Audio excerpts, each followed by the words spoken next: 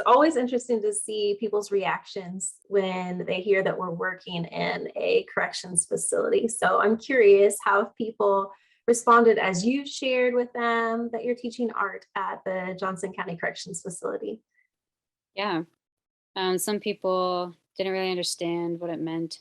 And of course, I didn't really understand at first either, but came to understand more, especially as started getting into the classes. Some people were a little worried about my safety and things like that. And then other people, it seemed like they were just really encouraged by it that something like that was happening, um, with the purpose of helping people not go back into the prison system. So, yeah, a mix of reactions. But every time I talked to someone about the classes we were doing, it was more of a conversation and not just, I'm doing this. And they said, okay, bye.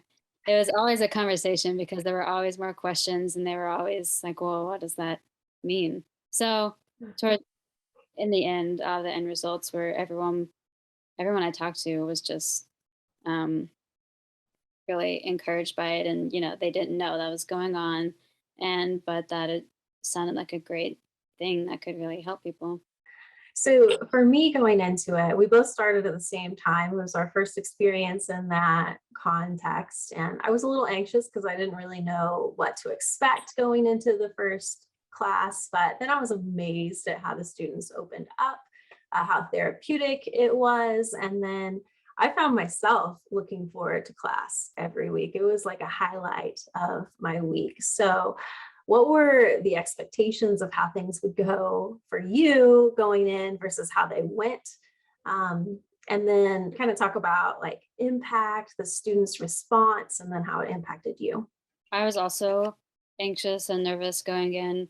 Mm. I was worried that, just thinking about art classes, where I had been a student, there are different responses from students. Some people um, have a lot of pushback or are unwilling to try things. Yeah, so I was just trying to prepare myself for anything that could happen and trying to offer different options for people or different, trying to be open to explaining things differently or whatnot. But Mm. yeah, the students definitely exceeded my expectations. They were all, I would say most of them were just extremely open to trying new things and learning new things. And even the ones that were hesitant or not confident, they definitely just needed encouragement and time. And we definitely, I think we definitely saw all of the students open up, and especially for the final project, they all delivered something great and something that I think they were proud of. So, Mm. um, as far as impact, yeah, I the hope going in was that I could give them some basic tools, and then of course with taking home the drawing and painting tools, that just with that they could start to express things that they couldn't express otherwise. And I know that's also helped me for sure express things that I can't otherwise. And I think it's helpful for people, even if they do have things like music or writing. It's always good to have a new way to express something or just get something out, get a feeling out that people might not even be sure that they have.